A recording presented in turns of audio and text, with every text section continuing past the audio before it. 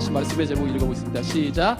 성령 임재 증거 세 번째 시간 삶의 변화. 뭐라고요? 네, 삶의 변화에 대해서 나누겠습니다. 다시 한번 말씀드리면 지난 2주간 동안에 마가의 다락방에 임하였던 성령 임재 증거에 대해서 살펴봤어요. 자, 제가 계속해서 말씀드렸지만 보세요. 세상에 나가서 나 성령 받았어요, 나 성령 받았어요, 나 은혜 받았어요 아무리 얘기한다 해도 증거가 나타나지 않으면 그것이 사실인지 알 수가 없죠. 그죠?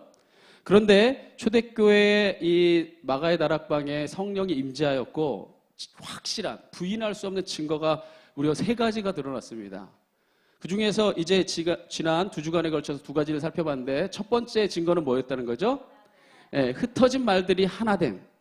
자, 우리가 흔히 생각하는 천상의 방언이 아니라 우리 오늘날로 말하자면 러시아어, 뭐 영어 아니면 뭐죠? 불란서 뭐 이렇게 수많은 나라의 각국의 말들로 제자들이 말하게 되면서 바벨탑 사건을 통해서 흩어졌던 말들이 하나님의 성령의 역사로 하나로 통합되어지는 하나 되는 놀라운 역사가 일어났어요. 그리고 그렇게 모인 사람들에게 성령 받은 베드로가 뛰쳐나가서 복음을 전하자. 우리가 지난 시간 살펴봤잖아요. 14절부터 41절까지 무려 한 편의 설교를 전했더니 세상에 그 설교를 들은 사람들이 그날에만 마음의 변화를 받아 세례받은 자의 수가 무려 3,000명이었습니다. 자, 그렇게 바로 하나님의 은혜로 변화받은 자들 어떤 역사를 통해 일어난 거냐? 바로 베드로를 비롯한 120명의 사도들이 말씀이 뭐한 거예요? 깨달아지는 역사를 경험했기 때문에 이 일이 가능했던 겁니다. 그래서 우리가 지난 시간 말씀을 살펴봤지만 요엘서를 인용하고 그리고 사무엘서를 인용하고 이건 여러분들이 보게 되면 시편의 다윗의 고백을 인용하고 하면서 구약의 그 말씀들을 하나로 꿰뚫으면서 예수 그리스도의 복음 사역의 의미를 전했을 때 많은 사람들이 어찌할꼬 할 때 베드로가 너희가 회개하고 너희가 예수 그리스도의 이름으로 세례를 받아 죄 사함을 얻으라. 그러면 성령의 선물을 받으리니. 할렐루야. 그래서 그날의 하나님의 역사로 말씀을 통해 보세요. 딱 한 번 설교를 전했는데 전하는 베드로도 대단하지만 한 번 설교를 듣고 예수 그리스도를 따라 그리스도인으로 변화되기로 결단하는 사람도 대단한 거예요. 그렇지 않아요? 우리가 무수히 많은 말씀을 들어도 그 말씀 한 번 듣고 주님의 제자로서의 삶을 살아가기로 결단한 건 쉬운 일이 아닌데 그러면 여기에는 성령의 역사가 계속해서 이어진 것을 우리는 알 수 있어요. 뭐냐면 베드로가 하나님의 말씀이 깨달아진 것도 역사지만 깨달아진 말씀을 전했을 때 듣는 사람도 뭐한 역사가 일어난 거예요? 말씀이 깨달아지고 믿어지는 역사가 일어난 겁니다. 할렐루야. 그렇게 분명한 부인할 수 없는 성령의 임재의 증거가 나타났지만 마지막으로 오늘 2장을 마무리하면서 또 하나 거기에 더해 우리가 도저히 부인할 수 없는 성령의 임재의 증거가 확실한 증거가 나타납니다. 그 세 번째가 뭐냐면요. 한번 같이 고백합시다. 삶의 변화. 무슨 변화요? 그렇습니다. 바로 초대교회 성도들, 그러니까 이거는 120명의 성도들, 예수님의 제자들을 비롯한 120명의 성도만 아니라 처음 세례를 받고 하나님의 제자가 되기로 결단한 그날의 남자의 수만 3,000명 세례를 받고 그 다음에 이제 여러분들이 바로 다음 장으로 넘어가면 이제 5,000명, 그 다음에 허다한 무리가 이제 세례를 받습니다. 여기서 말할 때 3,000명이라 할 땐 제가 말했지만 신약시대 팔레스타인 지방에서는 남자만 숫자로 셉니다. 그것도 성인만. 그러니까 남자의 성인이라고 하는 것은 오늘날로 우리가 봐도 그게 뭐냐면 한 가정의 가장이죠. 그러니까 이게 2000년 전에 팔레스타인 지방에서 한 가정의 가장이라고 하는 것은 모든 가정의 중요한 일을 결정짓는 중요한 사람입니다. 요즘에는 여자분들이 대부분 결정짓고 남자가 따라가는 경우가 많지만 2000년 전에 그러지 않았어요. 불과 뭐죠? 200년 전에 조선시대 막 이럴 때만 해도 우리 여자가 결정할 수 없었잖아요. 우리나라도. 그죠? 그러니까 이 얘기는 돌려 말하면 남자만 3,000명이 세례를 받았으면 자기 부인이 있고 성인이라 했잖아요. 부인이 있고 최소한 자녀 1명 이상은 있었을 테니까 1명이 있고 그리고 부모를 모시고 있다면 최소한 5명 이상의 가정일 가능성이 큽니다. 다 일반화시킬 수는 없겠지만. 그죠? 그럼 3,000명이라 치면 산술적으로만 봐도 최소한 15,000명. 그 다음에 5,000명이 세례를 받았어요. 그렇다고 한다면 25,000명. 그럼 4만 명이죠. 그 다음에 허다한 무리가 세례를 받습니다. 그러면 당시 고고학적으로 봤을 때 예루살렘의 인구의 수가 그렇게 많지는 않은데 그 어마어마한 무리가 바로 예수님의 제자가 되기로 결단한 겁니다. 근데 놀라운 건 뭐냐? 이 사람들이 삶이 변화가 되는 거예요. 부인할 수 없는 증거입니다. 세상에 정말 그 어떤 것보다 놀라운 기적이 이 사람들의 삶이 완전히 변화가 되어서 많은 세상 사람들이 그 모습을 보고 감동하고 예수를 믿기로 결단하는 역사들이 줄줄이 이어지는 겁니다. 오늘 어떠한 과정을 통해 그러한 역사가 일어나게 됐는지 말씀을 통해 우리가 함께 살펴보고자 합니다. 자, 베드로의 설교를 통해 제가 다시 한번 강조하지만 회개하고 세례를 받은 사람들이 예루살렘 그 초대교회에 한번 따라합시다. 개척 멤버가 됐다. 네, 여러분처럼 개척 멤버가 됐어요. 예루살렘 초대교회 세례받고 너희가 그리스도인이다 선포하니까 그 사람들이 이제는 그리스도를 따르기 위해서 같이 모이고 기도하고 예배 드려야 될 거 아니에요. 그러니까 이 사람들이 예루살렘 교회 개척 멤버가 된 거예요. 그날에 세례받은 사람이 베드로를 통해서 120명의 성도들을 통해서. 자, 그런데 이들이 한 번 세례받고 성령 체험하는 것으로 끝나지를 않고 바로 함께 모여서 사도의 가르침을 받아 말씀의 가르침을 받아가면서 공동체를 세워갔습니다. 그러니까 한 번 성령 받은 역사로 끝난 게 아니라 사도의 가르침을 끊임없이 받으면서 공동체로 만들어져 갔다는 거예요. 자, 그래서 그 모습을 기록하고 있는 42절에 보면 이렇게 기록되어 있습니다. 오늘 본문 사도행전 2장 42절 한번 여러분이 다 같이 읽어봅시다. 시작.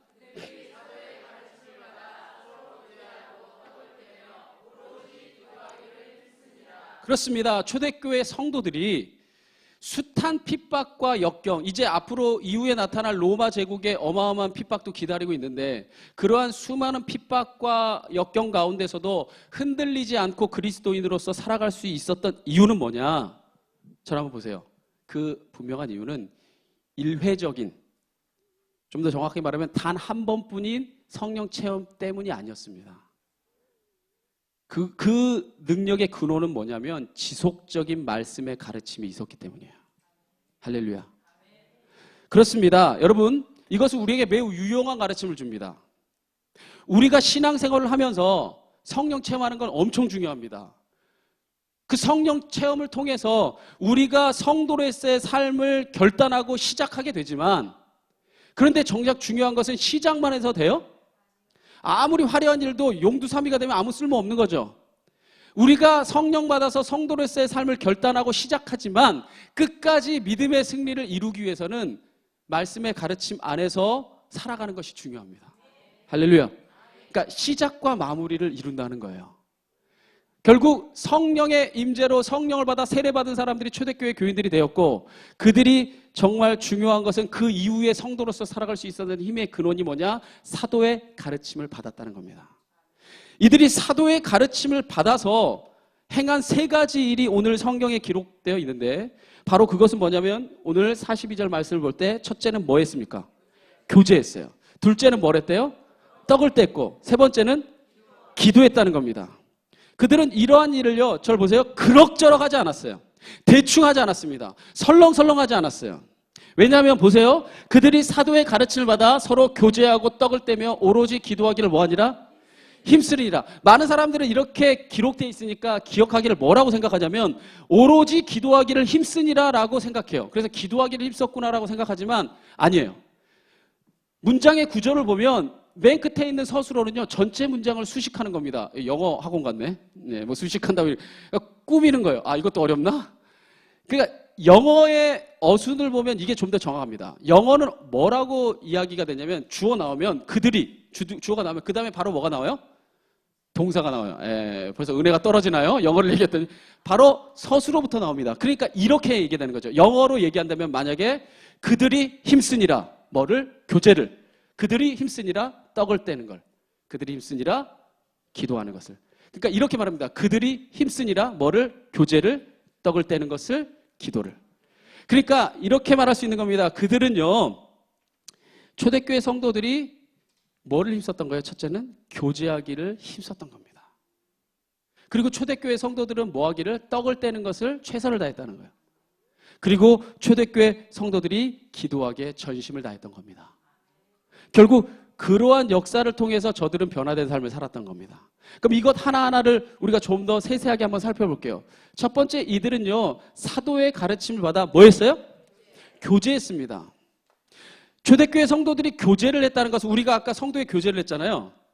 여러분 특별히 한국교회 전통에서는 이 교제가 많은 부분 사라졌는데 이 성도에 간에 인사하는 거 있죠? 이 성도 간에 인사하는 건 초대교회 예전에서부터, 저는 이제 예배학에 관심이 많아서 원래 그쪽에 글을 쓸 때도 많이 연구하고 했는데 초대교회 성도들 간의 평화의 인사는요 굉장히 말씀의 예전만큼이나 중요한 예전입니다. 왜냐하면 여러분이 21세기를 살아가는 한국 땅 생각하지 말고요. 2000년 전에 로마의 지배를 받고 있는 핍박을 받고 있는 이제 무수한 종교의 탄압을 받게 되는데 이들이 그래서 이제 나중에는 카타콤이라는 지하의 묘소로 숨어 들어가죠.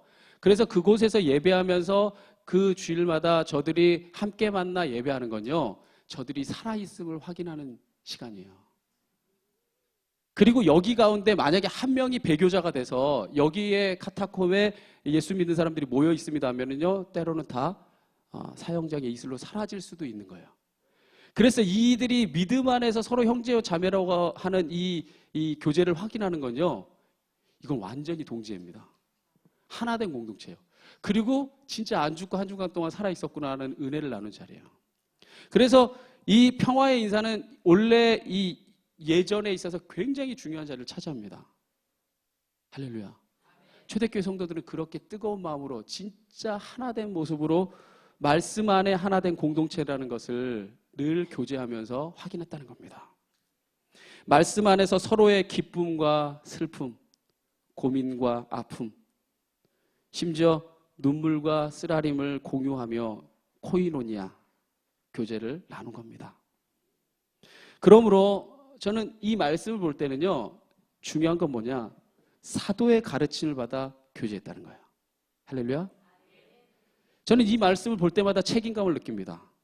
그래서 저는 우리 교회가 시작되고 나서 끊임없이 교제하기에 애쓰고 노력하고 힘쓰고 있어요. 저도 제 기질적으로 굉장히 내성적이고 그래요.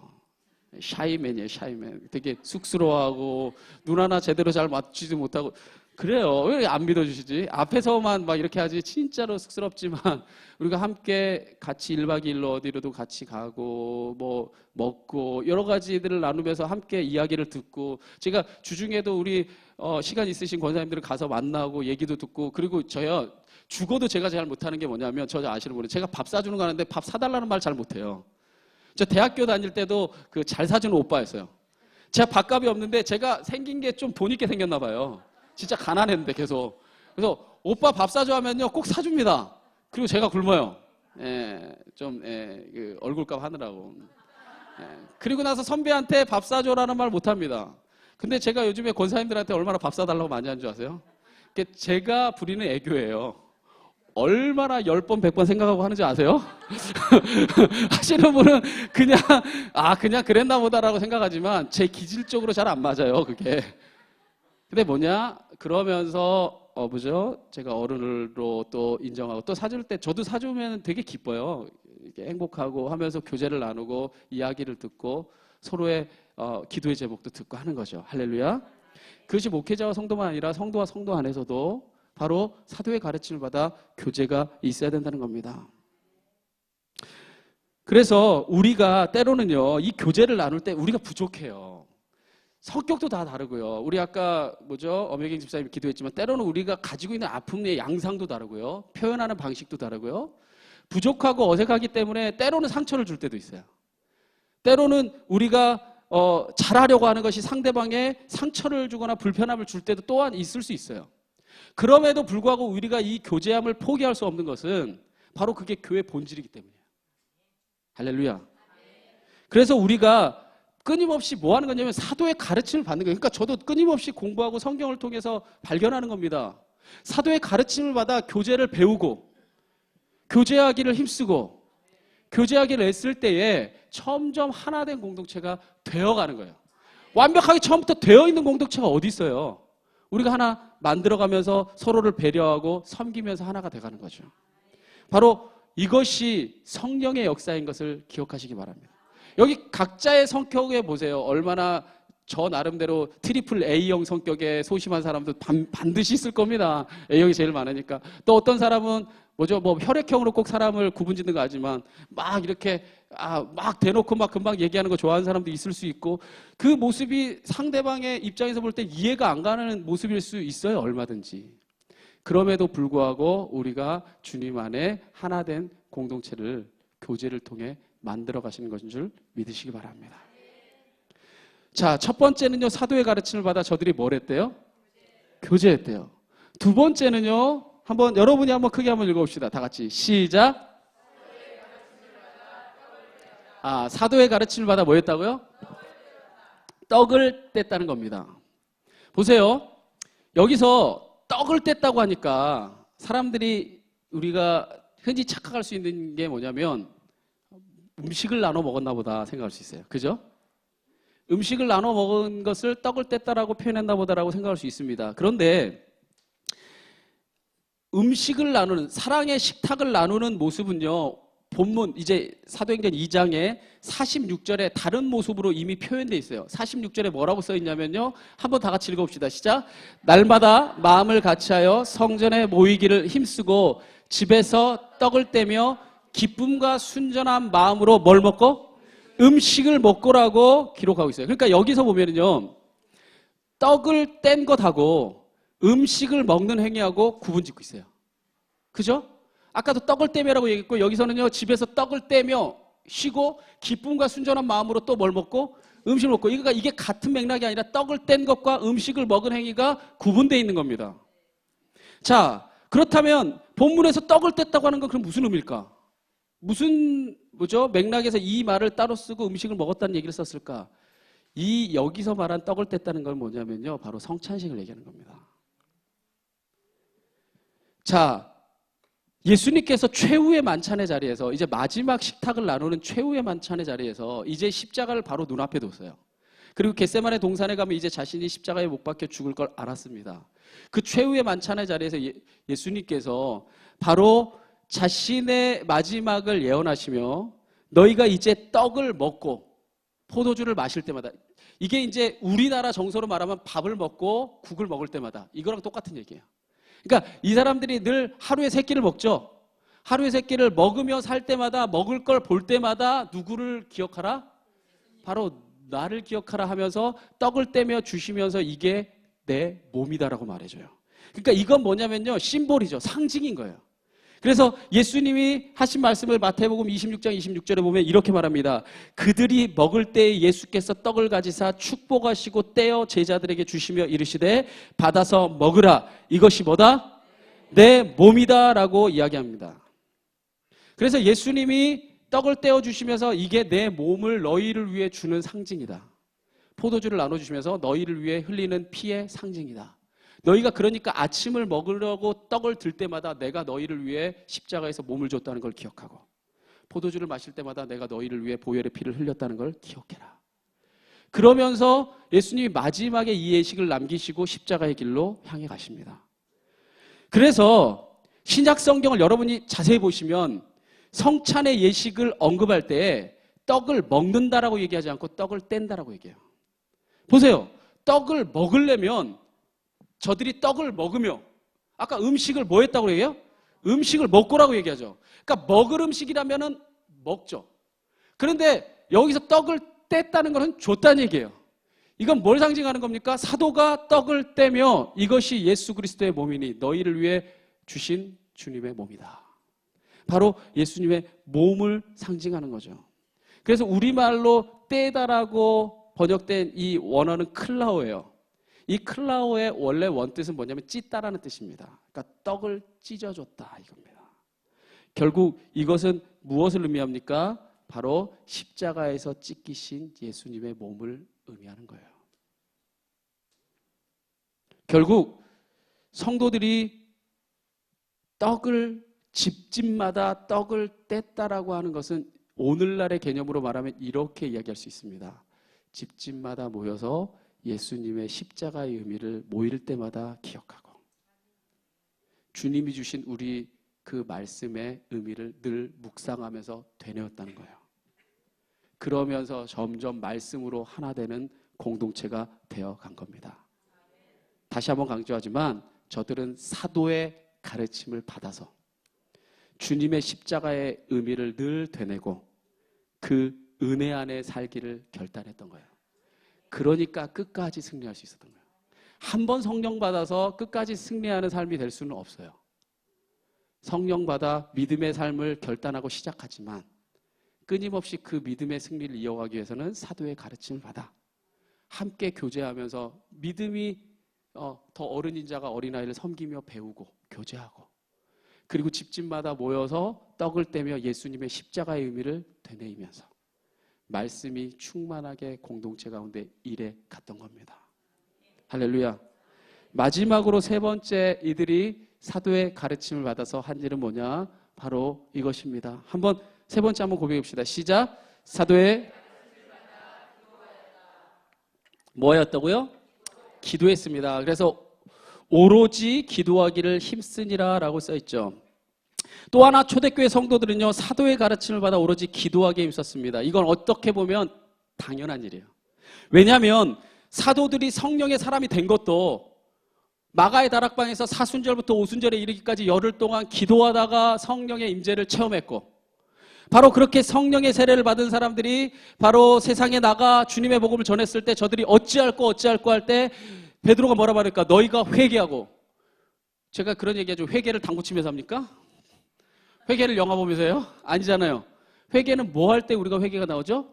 당연히 기도할 때 나오죠. 기도하면서 회개하고 저들이 예수 그리스도의 이름으로 세례를 받아 죄사함을 얻고 성령을 받았으니 교회의 근간도 기도를 통해 이루어진 거고, 사도들이 세워진 것도 기도를 통해 이루어진 거고, 바로 교회를 세워가는 것도 기도를 통해 이어졌으니 저들이 어찌 기도하기를 힘쓰지 않을 수 있었겠어요. 그래서 바로 얼마가 지나면 사도들이 업무가 너무 많아져요. 할 일이 너무 많아지면서 자신들이 도저히 이 기도하기가 힘쓰기 어려운 상황이 옵니다. 그때 자신들의 업무를 도와줄 7명의 집사를 세운 다음에 그들이 어떻게 행했는지가 사도행전 6장 3절에 4절에 기록되어 있는데 이렇게 기록되어 있습니다. 형제들아, 너희 가운데서 성령과 지혜가 충만하여 칭찬받는 사람 7을 택하라. 우리는 이 일을 누구에게 맡기고? 바로 그들에게 맡기고, 우리는 오로지 뭐하는 일과? 기도하는 일과 무슨 사역에? 말씀 사역에 힘쓰리라 하니. 할렐루야. 아멘. 사도가 기도하는 일과 말씀 전하는 일에만 힘썼다는 거예요. 그러니까 그 가르침을 받는 성도들도 기도하는 일과 말씀을 나누고 말씀을 깨닫는 일에 힘썼을 것 아니겠어요? 그러니까 결국에요, 목회자가 뭔 관심을 갖느냐에 따라서 성도들도 함께 그 관심을 갖게 되는 겁니다. 저는요, 이 초대교회 역사가 우리 찬양할 때 부흥의 불길이 임하게 해달라고 우리가 소망냈는데, 바로 초대교회에 있었던 이러한 가르침대로 우리가 살아가면서 이 시대에도 초대교회 같은 역사가 일어날 수 있기를 간절히 바라고 소원합니다. 그래서 초대교회 이 성도들이 함께 교제하고 함께 떡을 떼고 성찬을 나누고 함께 기도했을 때에 그들이 성령의 역사를 이제 삶 속에서 아주 곳곳에서 경험하게 됩니다. 처음엔 제자들에게 임했는데 제자들에게 임했던 게 3,000명의 성도들에게 임하고 3,000명의 성도들에게 임했던 게 뿔뿔이 흩어진 삶의 자리면서 막 펴져나가는 거예요. 그래서 그 일어나게 된 성령의 역사의 증거가 44절부터 47절에 기록되어 있는데, 이것을 딱 한마디로 요약하면 이런 공동체가 됩니다. 유무상통의 공동체. 무슨 공동체요? 여기서 유무라고 하는 것은 있을 유죠, 없을 무죠. 상통이면 서로 왔다 갔다 한다는 얘기죠. 그죠? 그러니까 이거는 다양한 맥락의 해석이 가능합니다. 재물이 있는 자와 없는 자가 서로 나누는 공동체, 힘이 있는 자와 없는 자가 서로 함께하는 공동체, 권력이 있는 자와 권력이 없는 자가 서로를 배려하면서 함께 되는 하나 되는 공동체. 아멘을 할 때까지 한번 다양한 걸, 건강한 자나 연약한 자나 누구나 와서 서로를 돕고 배려하면서 하나로 예배하고 함께 할 수 있는 공동체, 바로 유무. 특별히 여기 상징적으로 가장 우리 인간에게 관심이 많은 돈이 나옵니다. 바로 재물까지도 유무상통하며 하나 되는 공동체를 이룹니다. 그래서 44절과 45절에 이렇게 기록되어 있죠. 한번 이것은 여러분이 한번 이런 기적이 일어나길 바라면서 읽어봅시다. 시작.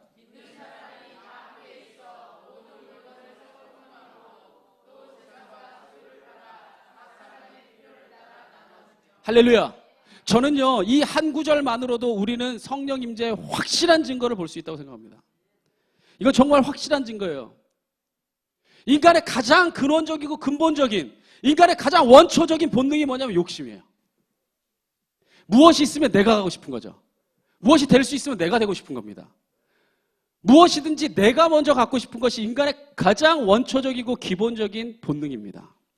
그런데 보세요. 성경을 보면 그게 명명백백히 드러나죠. 인간의 가장 첫사람이 아담에서부터 하나님과 같아지려고 선악과를 따먹는 욕심, 노아의 홍수시대에 이르렀던 사람들의 욕심, 바벨탑 사건에 이르렀을 때 하나님과 같아지기 위해서 탑을 쌓아가는 인간의 근본적인 탐욕, 하나님의 자리까지도 내가 차지하고 싶다라고 하는. 여러분, 그래서 여러분이 세계사를 공부해 보면요, 세계상에서 뭐 나폴레옹이라든지 히틀러라든지 징기스칸이라든지 절대 권력을 가졌던 사람들은 다 신의 영역을 넘봅니다. 신의 자리를 넘보고 그 자리에 앉기를 그렇게도 소원합니다. 그런데 그렇게 욕심으로 정말 똘똘 뭉친 인간의 존재가 성령이 임하니까 그들 안에 있는 욕심이 사라졌어요. 전 이게 가장 큰 기적이라고 생각합니다. 아니, 병든 거 낫는 거는 얼마든지 이교도들 가운데도 그런 역사가 일어날 수도 있어요. 그런데 내가 동서고금을 막론하고 성경 위에 인간이 원초적부터 가지고 있던 욕심이 한두 사람이 사라진 사람은 있어요. 때로는. 그런데 이렇게 집단적으로 공동체적으로 한 초대교회, 제가 아까 말했지만 남자만 3,000명이면 15,000명의 집단이 욕심이 사라지고 하나된 공동체를 이뤘다. 이건요, 그럼 지금 생각해도 상상해 가세요? 사실 어마어마한 기적입니다. 사실 오늘 한국 땅에서 우리 이런 기적 바라고 있죠. 그죠? 있는 자와 없는 자가 너무 갈라지고, 건강한 자와 건강하지 못한 자, 피부색이 같은 자와 다른 자, 권력이 있는 자와 없는 자가 너무 멀어지는 세상이잖아요. 이 시대에 사람의 힘과 능력으로 우리가 수많은 순간 정치인을 때로 믿고 수많은 순간 우리가 누군가를 믿지만 이 이러한 역사를 일으킬 수 있는 사람은 이제껏 한 명도 못 봤습니다. 그러나 성령이 임하자 우리 안에 있었던 근원적인 욕심이 사라집니다. 그렇다면 이들이 어떻게 이렇게 유무상통의 공동체를 이룰 수 있었을까? 사실 같은 맥락의 모습, 지금은 3,000명이죠. 이후에 5,000명이 세례를 받아요. 그 다음에 이런 똑같은 맥락의 성경 구절이 한 번 더 등장합니다. 4장에. 그래서 같은 맥락의 모습을 설명하고 있는 4장에 여기에는 없는 설명이 하나 더 추가되는 설명이 있어요. 그래서 사도행전 4장 32절에 이렇게 기록되어 있습니다. 한번 이건 여러분이 한번 크게 읽어봅시다. 시작.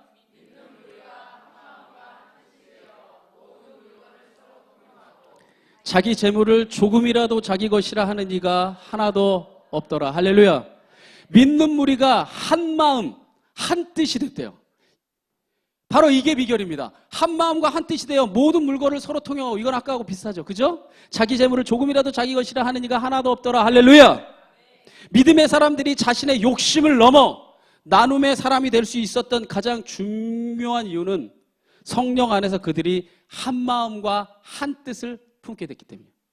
쉽게 말하면 이게 성서적인 은유로 말하자면 한 몸이 돼버린 겁니다. 예수님을 머리로 하는, 어떤 사람은 손이고 어떤 사람은 발이고 어떤 사람은 심장이고 어떤 사람은 눈이고, 이렇게 아예 한 몸이 되어버린 겁니다. 자, 그렇기 때문에 고난 중에 있는 지체가 어려움 당하면 그게 남의 일이 아니라 내 일이 돼버린 거예요. 왜? 한 마음과 한 뜻이 돼버려서 영적으로 하나 된 공동체가 돼버렸으니까 이건 내 일이 되는 거죠. 누군가 어려움 당하고 힘들면 그것이 하나의 공동체로 완전히 만들어져 버린 겁니다. 저는 생각해 봤어요. 이 세상에 존재하는 공동체 아니면 어떤 조직, 어떤 모습 중에 이러한 한 마음과 한 뜻이 되는 그런 가장 그 공동체에 닮아 있는 어떤 집단이 뭔가? 가족입니다. 가족에서 보통 이제 뭐 남편 얘기하면은 그 깊이의 강도가 한참 떨어지더라고요. 그래서 남편으로 얘를 안 드는 게 이제 제 노하우가 됐어요. 근데 제일 연대감이 강한 존재가 자식이더라고요. 여러분, 자식이 아프면 내가 대신 아프고 싶습니다. 내가 대신 아파서라도 자식이 건강할 수 있다면 그걸 택하는 것이 대다수 일반적인 부모의 심정입니다. 그러지 않아요? 그리고 부모의 은혜를 진짜로 깨달은 자식들이 되면 부모에게 무엇을 줄 때 아깝지 않습니다. 왜냐하면 나이기 때문이죠. 또 다른 모습의 나라는 거예요. 자식, 때로는 부모, 우리가 함께하고 있는 가족은 바로 거기에 내가 있기 때문에. 자식에게 학비 주면서 막 아까워갖고 막 밤새는 사람 있으세요? 자식에게 밥을 주면서 이거를 갖다 팔면 7,000원인데 내가 왜 주나? 이런 계산하는 사람 있어요? 하나라도 더 먹고 더 건강해서 잘 살았으면 하는 게 부모의 심정이죠. 마찬가지로 이들을 초대교회 성도들이요, 온전한 나눔의 공동체를 이룰 수 있었던 건 뭐냐? 저들이 하나님의 복음 안에서, 성령 안에서 영적인 가족이 돼버린 거예요. 그러니까 이 일이 내 일이고요, 이 사람의 아픔이 내 아픔이고 이 사람의 눈물이 내 눈물이 된 겁니다. 그래서 자기 것을 자기 것이라 하지 않고 나누고 베풀게 됐어요. 저는요, 우리 아까 엄혜경 집사님이 기도했지만 제가 교회를 시작할 때 꿈꿨던 비전들이 몇 가지들이 있어요. 그걸 제가 이제 하나씩 우리 부장님들과 논의하면서 이뤄가는데, 그 중에 하나가 뭐냐면, 저는 신당동에서 어린 시절 중학교, 고등학교, 대학교, 대학원 박사학위 받고 성인이 될 때까지 다 거기서 지냈습니다. 그래서 신당동이라고 하는 그 척박한 땅에서 살아가는 사람들을 정말 옆에서 보면서 자랐어요. 그래서 물론 배경이 다른 사람들이 있지만 저는 특별히 어렵고 힘든 사람들을 많이 보고 자랐습니다. 근데 제가 옆에서 너무 보면서 안타까웠던 게 뭐냐면, 거기서 태어나서 거기서 죽을 때까지 한 번도 그 바운더리를 떠나보지도 못하고 그냥 그 시장이 세상의 전부이냐 살아가는 사람들을 참 많이 봤어요. 그래서 제가 한 교회가 리더가 되면, 제가 이제 살아본 곳은 미국에 좀 살아봤고 또 싱가포르 같은 데는 제가 한 10번 갔어요. 저를 데리고 가시면 잘 안내해드립니다. 예, 그래서 몇 가지 이렇게 제가 경험했던 것들을 보면서 제가 느꼈고 깨달았고 받았던 은혜들이 있잖아요. 꼭 이렇게 앉아서 말씀 듣는 것만 아니라 더 넓은 세계를 보면서 느꼈던 것들이 있잖아요. 그것들을 제가 목회자가 되면 우리 성도님들을 데리고 가서 우리가 보이고, 제가 그 예배 인도 했던 것 중에 제일 아직까지도 기억에 남는 게 그랜드 캐년에서 주일 예배 인도 했던 거예요. 주님의 높고 위대하심을 하니까는 은혜 받더라고요. 찬양하다가 설교하기 전에. 그래서 그런 것도 한번 해보고 그런 꿈을 꿉니다. 그런데요, 저는 사실 이 꿈에 그치질 않습니다. 왜냐하면 제가 이번에 비전 트립을 가자 했더니 우리 교회 성도가 몇 명 안 되는데 세상에 반 가까이가 신청을 했어요. 어마어마하게 많은 사람이 신청을 했습니다. 그런데 그래서 저는 감사하고 이들에게 나눌 수 있다는 게 너무 감사해서 지난 일주일 동안 거의 여행사 직원인 줄 알았어요. 제일 싼 거 찾아다니느라고 눈이 충혈되고 막 사모가 막 옆에서 뭐 하는 거냐, 계속 한 푼이라도 싼 거 없나 막, 그래서 어깨 담 걸리고 막 난리 났어요. 근데 제가 진짜 꿈꾸는 비전은 뭐냐면요, 사실 비전 트립을 가는 사람들을 위한 비전은 이루어지겠죠. 제가 8월에 가서 우리가 함께 나누면 이루어지겠지만, 가지 못한 사람들을 향해 저는 비전이 있어요. 사실은 다 가고 싶잖아요. 다 한번 그런 거 누리고 보고 싶잖아요. 그런데 여건 때문에 못 가는 사람이 있습니다. 어떤 부분은 직접적으로 돈일 수 있고, 어떤 상황일 수 있고, 여러 배경일 수 있고. 저는 제가 진짜 꿈꾸는 교회의 비전은 뭐냐, 적어도 돈 때문에 무언가를 누리는데 못 누릴 사람은 없는 교회가 됐으면 좋겠어요. 그래서 우리가 헌금을 하는 것이, 때로는 내가 돈을 얼마든지 내고 갈 수 있는 사람은 가세요, 그렇게. 그리고 제가 최대한 싸게 해둘 테니까. 상상할 수 없는 가격으로 해둘 테니까. 근데 그렇게 가고 싶은데 못 가는 사람은 적어도 이 교회에 없어야 되기를. 우리가 1년이 되고 2년이 되고 3년이 되면, 저는 사실 꿈꾸는 게 그겁니다. 근데 그 꿈이 이 부모 세대만이 아니라 이 자녀 세대에게 계속 이어가기를. 그래서 우리 자녀들이 그러한 꿈을 꾸고 그러한 세상을 볼 수 있는 세상이 됐으면 좋겠어요. 적어도 그러한 것들이 상징적으로 우리 안에 일어날 수 있다면 나누고 있는 거 아니에요? 보세요. 우리가 있는 현재 자리는 여기지만 우리가 꿈을 꾸고 비전을 가지면 내일은 어떻게 될지 모르는 거예요. 할렐루야. 그렇게 더 한 발 한 발 앞서서 나아갈 때 우리가 마침내 꿈꾸는 그 유무상통의 아름다운 공동체가 우리 안에 조그맣게 이루어져 가게 될 줄 믿습니다.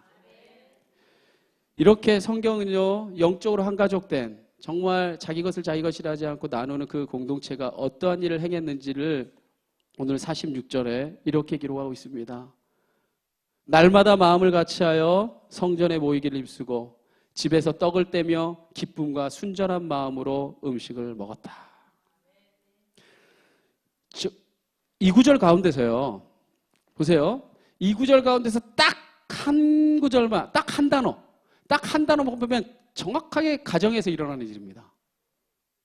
무슨 단어죠? 음식이요. 음식은 집에서 먹자. 집에서 안 드세요? 음식을 빼버리면 가정이 아니죠. 음식을 집에서 안 드시면 안 되고, 그럼 심각한 상황이고, 여기서 성전이란 말이죠. 아니, 집에서 마음을 안 나누세요? 네, 보세요. 날마다 마음을 같이 하고, 모이기를 힘쓰고. 아니, 남편이 맨날 집에 안 들어오고 밖에 나가면 그게 가정이에요. 다 파탄난 거죠. 늘 자녀들이, 식구들이 모이기를 힘쓰고, 집에서 떡을 떼고, 말씀의 은혜를 나누고, 기쁨과 순전한 마음으로 음식 나눠 먹고. 성전 단어만 빼면 다 뭐예요? 가정에서 일어나는 일이죠. 그죠? 결국 식구라는 말도, 그죠? 먹을씩 입구자잖아요. 함께 먹는 사람들 아니에요. 결국 가정이라고 하는 것은 바로 그런 존재입니다. 결국 여기서 무엇을 말해줍니까? 결국 여기서 말해주는 것은 교회가 가족이라는 거예요. 여기서 성전 안에서 모이기를 힘쓰고 마음을 나눴고 떡을 뗐고 서로 음식을 먹었잖아요. 교제를 나눴잖아요. 결국에 교회가, 성전이 가족 공동체를 이뤄가야만 그게 성서적인 교회고 하나님이 바라시는 교회의 모습이라는 거예요. 그래서 여러분에게 도전합니다. 교회는요, 가정 같은 곳이 아닙니다. 만약에 이렇게 얘기할 수 있죠. 영어로 말하면 뭐 church like home이 아니에요. 그러니까 교회 같은 곳이 아니라 뭐예요? Church is home. 교회는 그냥 가정이에요. 다만 우리가 피가 아닌 영적인 예수님의 보혈의 피로 하나 된 가정이에요. 그러니까 서로를 우리가 생각하고 배려하고 바라볼 때 내 형제요 자매요, 내 자녀로 바라봐야 되는 줄 믿습니다. 그때 교회가 교회된 존재의 의미를 찾아요. 이렇게 초대교회가 가족 공동체를 완벽하게 이뤘을 때 어떤 역사가 일어났냐? 오늘 마지막 47절 말씀을 여러분 봉독하면서 오늘 말씀 마무리 짓고 합니다. 47절에 여러분 다 같이 한번 읽읍시다. 시작.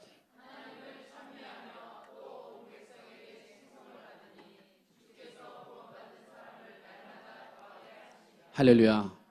하나님을 찬미하며 또 온 백성에게 칭송을 받으니 주께서 구원받는 사람을 날마다 더해 주셨다. 저는 이제 부럽습니다.